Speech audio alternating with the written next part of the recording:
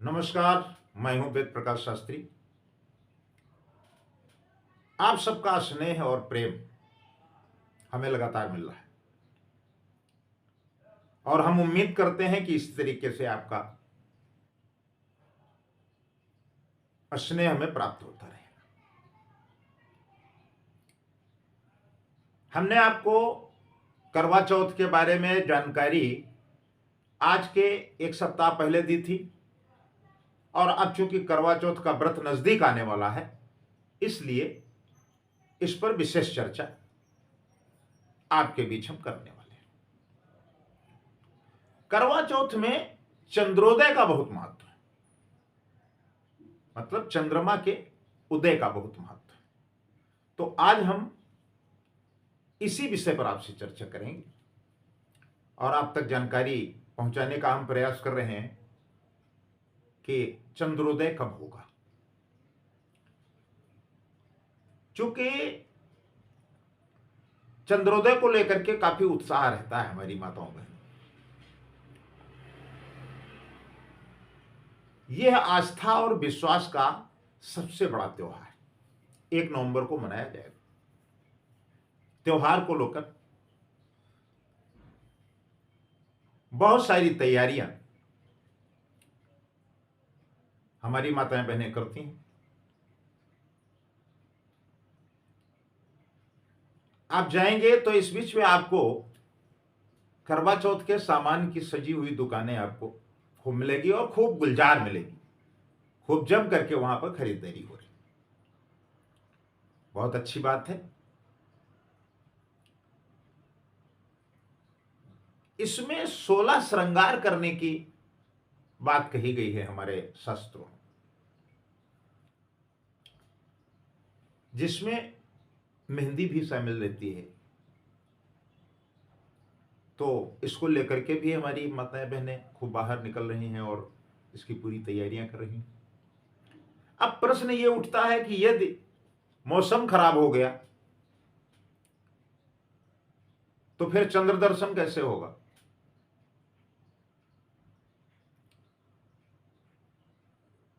हम आपको यह बताने का प्रयास कर रहे हैं कि चंद्रोदय कितने बजकर कितने मिनट पर होगा।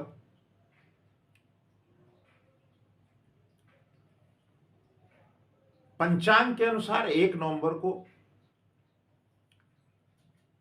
चंद्रोदय रात 8:20 पर होगा। इसके साथ ही शाम को व्रत रखने वाली महिलाएं पूर्ण रूप से तैयार होकर के सबसे पहले पूजन करेंगी और पूजन करने के बाद जब चंद्रोदय का दर्शन हो जाएगा उसके बाद वो अपना व्रत खोलती हैं। करवा चौथ पर कथा सुनने का भी बहुत विधान है। क्या है करवा चौथ की धार्मिक मान्यता। पौराणिक मान्यताओं के अनुसार करवा चौथ के व्रत की शुरुआत उस समय हुई जब देवताओं और दानवों में युद्ध चल रहा था। युद्ध में देवता हारते हुए नजर आ रहे थे। ऐसे में देवताओं ने ब्रह्मदेव से प्रार्थना करते हुए उनसे मदद मांगी। ब्रह्मदेव ने देवताओं से कहा कि अगर उन सभी की पत्नियां सच्चे मन से निर्जला उपवास रखती हैं तो देवता युद्ध में विजयी हो जाएंगे। इस सुझाव को मानकर सभी देवताओं की पत्नियों ने कार्तिक महीने की चतुर्थी को व्रत किया और रात्रि के समय चंद्रोदय से पहले ही देवता युद्ध जीत गए। इसके बाद से ही करवा चौथ व्रत और चांद दर्शन की यानी चंद्र दर्शन की प्रथा शुरू हुई है।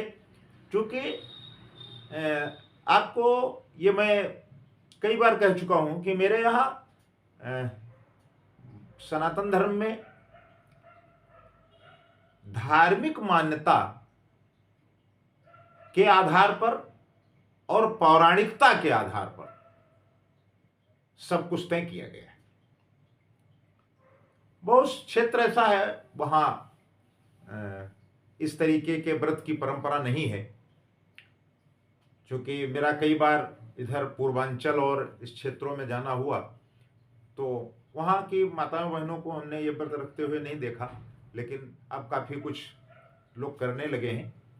तो ये था करवा चौथ व्रत का महत्व कि आखिर इस व्रत की परंपरा कब से शुरू हुई और ये अनादिकाल से परंपरा चली आ रही है।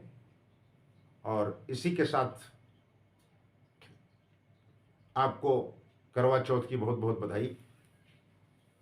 आप खुश रहें, प्रसन्न रहें, आपका परिवार समृद्धशाली हो, ऐसी प्रभु से कामना।